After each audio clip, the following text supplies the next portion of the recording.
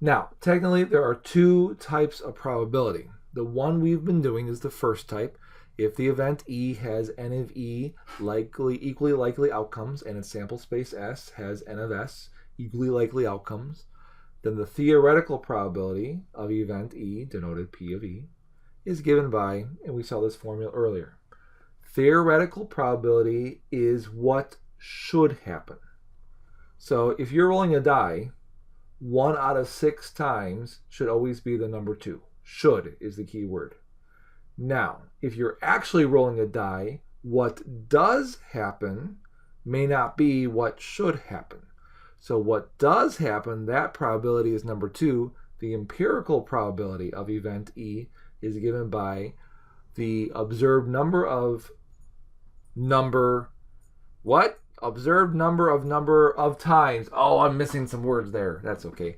Event E occurs over the total number of observed occurrences. So what should happen? Theoretical probability. What does actually happen?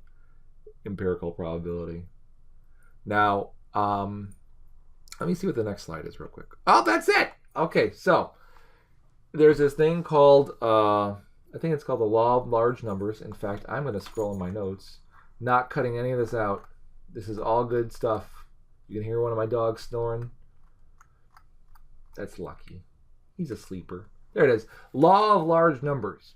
So if you were to perform an experiment repeatedly, and by repeatedly I'm like talking hundreds of thousands of times, then what does happen, thanks to this law of large numbers, is that the empirical probability gets closer and closer to the theoretical probability.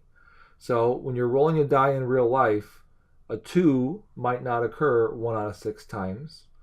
But if you roll that die 1,000 times, then on average, it approaches 1 out of 6 times. That's what the law of large numbers says. All right, that's it for 3.1. There's no video after this one, except for the beginning of section 3.2.